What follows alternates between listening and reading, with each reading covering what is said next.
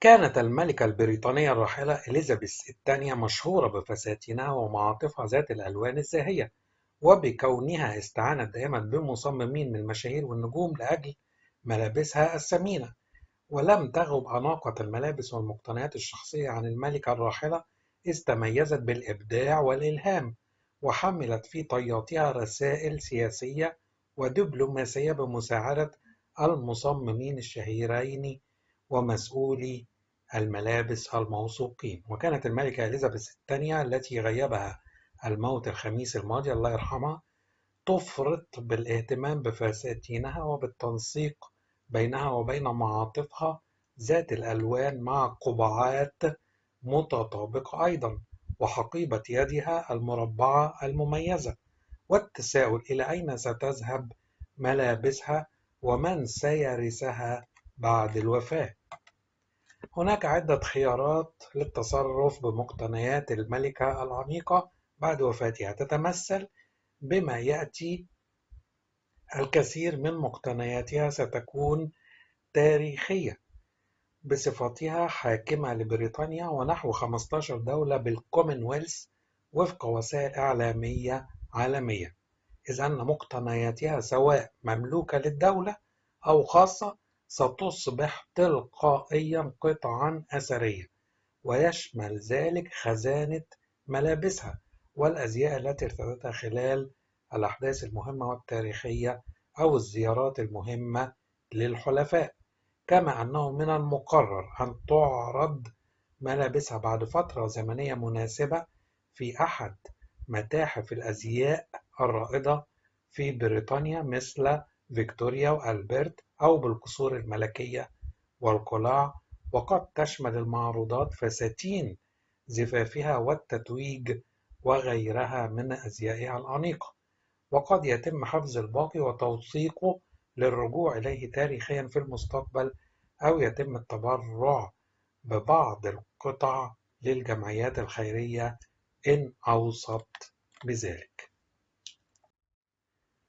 ومن ناحية أخرى، رحلت الملكة إليزابيث الثانية بعد عمر ناهز 96 سنة، تاركة وراءها ثروة كبيرة قدرت ب 370 مليون جنيه استرليني، لكنها لم تكن كافية لتضعها على قائمة الأكثر ثراء في المملكة المتحدة هذا العام.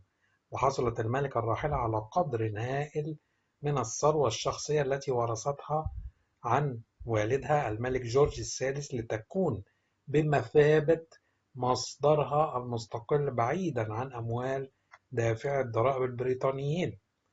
ووفق تقارير أجنبية، تضم حافظة الملكة من الأصول ممتلكات تشمل قلعة بالمورال المحاطة بالمناظر الريفية، والتي كانت من أحب الأماكن إليها، وأقامت داخلها العديد من الحفلات الملكية، وتقدر قيمتها ب100 مليون جنيه استرليني، إضافة لعقار ساندرينغهام البالغ قيمته نحو 50 مليون جنيه استرليني، ومزارع الفاكهة والأراضي البحرية في جميع أنحاء المملكة المتحدة، ومجموعة مجوهراتها الشخصية. كما ورثت إليزابيث الثانية بعض الأصول من ممتلكات والدتها الملكة الأم إليزابيث باوز ليون البالغة 94 مليون دولار عندما توفيت عام 2002، وتضمنت أعمالا فنية لا تقدر بثمن ومجوهرات وخيول. كما ورثت الكثير من ممتلكات زوجها الراحل الأمير فيليب، والتي تبلغ قيمتها 30 مليون دولار. ولدى الملكة مجموعة الطوابع التي تخص جدها الملك جورج الخامس، والبالغ قيمتها 100 مليون جنيه استرليني، وكذلك جواهر التاج مرتفعة القيمة وبيانو من الذهب الخالص. وبحسب مجلة فوربس، يتحكم التاج بما يقرب من 28 مليار دولار من الأصول من خلال الشركة، والتي تعرف باسم مونارشي PLC. ومن ناحية أخرى، كشفت صحف بريطانية عن قيمة تيجان ومجوهرات الملكة الراحلة إليزابيث الثانية الله يرحمها، وأجابت عن سؤال تردد كثيرا بعد وفاتها، وهو من سيرثها. وقالت تقارير إخبارية أن الملكة الراحلة تمتلك واحدة من أروع مجوهرات الخاصة في العالم، وحسب المعلومات فإن لديها ما يقرب من 50 تاجا فقط في مجموعتها الخاصة. وهناك نوعان من المجموعات الملكية: جواهر التاج البريطاني التي يحتفظ بها الملك الحاكم كأمانة، ثم هناك المجموعة الشخصية للملكة. وتم تنسيق مجموعة الملكة الشخصية بشكل أساسي مع القطع التي ورثتها أو تلك التي تم منحها من قبل أفراد العائلة. ويعتقد أن غالبية التيجان الخاصة بالملكة هي من مجموعتها الخاصة. وقال المعلق الملكي جورج روم أنه من المحتمل أنها سترغب في نقل أشياء من مجموعتها الخاصة إلى أحبائها، مبينا أن الجزء الأكبر من المجموعة سينتقل إلى تشارلز مع كاميلا كملكة ثم كيت، لكن من غير المعروف بالضبط أين ستذهب كل قطعة من مجموعة الملكة، ولكن يفترض أنها نقلتها إلى أقرب أفراد عائلتها.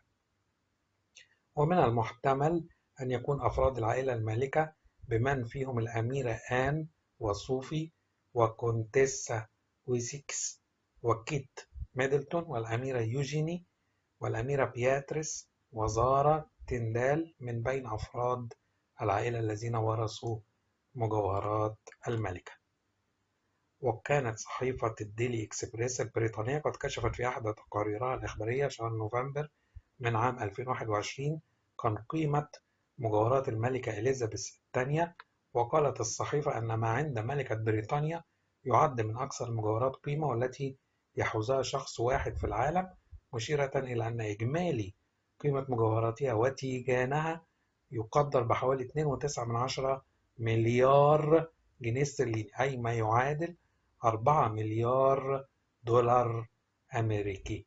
وأوضحت أن إليزابيث الثانية حصلت على الكثير منها كهدية من شخصيات ملكية وغيرها في العالم، وأغلى قطعة هي تاج أورينتال سيركلت، والذي يقدر ثمنه بنحو 6 مليون جنيه مما يعادل 8.3 مليون دولار أمريكي، والذي كان مملوكا في الأصل للملكة فيكتوريا التي توفيت عام 1901. الله يرحمها. لو عجبكم الفيديو ياريت تشتركوا في القناة وتفعلوا الجرس ليصلكم كل جديد، وشاركونا بالتعليقات. وشكرا لكل المحبين والمتابعين والمشاهدين. شكرا لكم.